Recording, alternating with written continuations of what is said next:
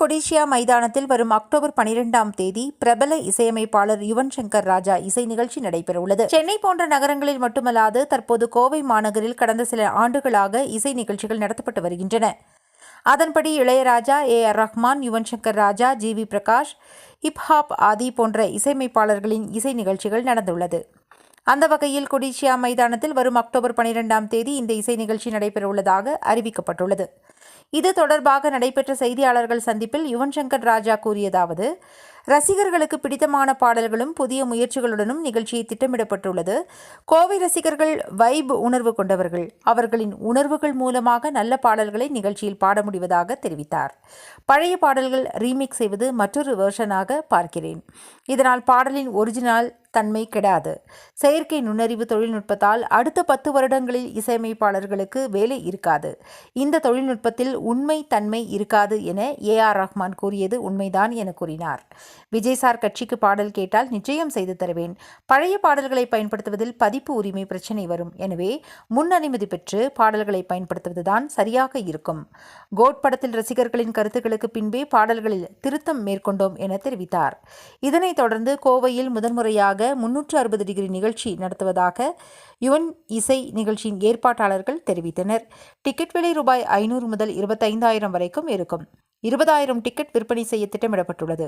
பார்வையாளர்கள் மத்தியில் தள்ளுமுள்ளு நடக்காமல் ஏற்பாடு செய்யப்பட்டுள்ளதாகவும் தெரிவித்தனர். And I had a great time சென்னையில் பெர்ஃபார்ம் பண்ணும்போது. The whole experience was like unforgettable. So கண்டிப்பாக இங்கேயும் ஆடியன்ஸ்க்கு வந்து அந்த ஒரு வைப்பை நாங்கள் கொடுக்கணும் அப்படின்றது தான் எங்களோட இன்டென்ஷன்.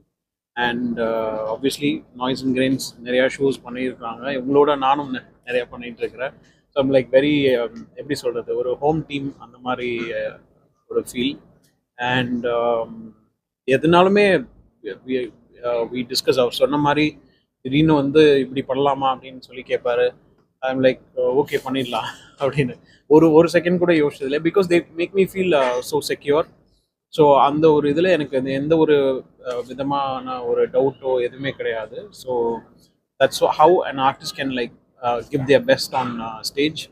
ஸோ அப்படி பண்ணது தான் இவங்களோட ஒர்க் பண்ண எல்லா கான்சர்ட்டுமே. ஸோ கண்டிப்பாக இங்கே கோவையில் பண்ணுறதும் ஒரு மெமரபிளான ஒரு நைட்டாக இருக்கும் அப்படின்றத நம்புகிறேன். கன்ஃபார்ம்டாக இங்கே லாஸ்ட் டைம் சென்னையில் பண்ணது வெரி வெல் கான்சர்ட். ஸோ அதே குவாலிட்டி தான் இங்கே கொடுக்கணும். இந்த கோட் தான் அந்த படத்துக்கு மியூசிக் பண்ணிச்சு.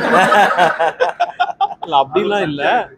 இல்லை கரெக்ட் ஆப்வியஸ்லி. பட் அது அப்படிலாம் கிடையாது. என்ன சில சாங்ஸ் வந்து சில label they own the song. So நீங்கள் அவங்கக்கிட்ட பேசி பெர்மிஷன் வாங்கி தான் யூஸ் பண்ண முடியும். ஸோ இப்போது அதுக்கு என்ன சொல்கிறது, லாட் ஆஃப் அவேர்னஸ் வந்துடுச்சு, விச் இஸ் குட் ஒன்லி. கண்டிப்பாக குறையுது. நான் இன்னும் 5-10 இயர்ஸ்ல மியூசிக் டைரக்டர்ஸ்க்கே வேலை இருக்காது. அவ்வளோதான், சீரியஸாக சொல்கிறேன். Because AI is taking over and whoever knows to do the prompts is going to make the money. அது முடியாது, அது கன்ஃபார்ம் தான் முடியாது.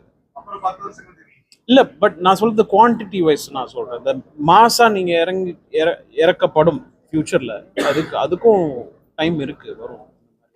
போகாதே நீ இருந்தால் நான் இருப்பேன்.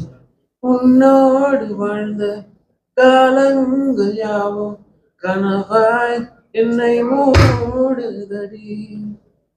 கல்லறை கூட ஜன்னல் ஒன்று வைத்து உந்தன் முகம் பார்ப்பேன்.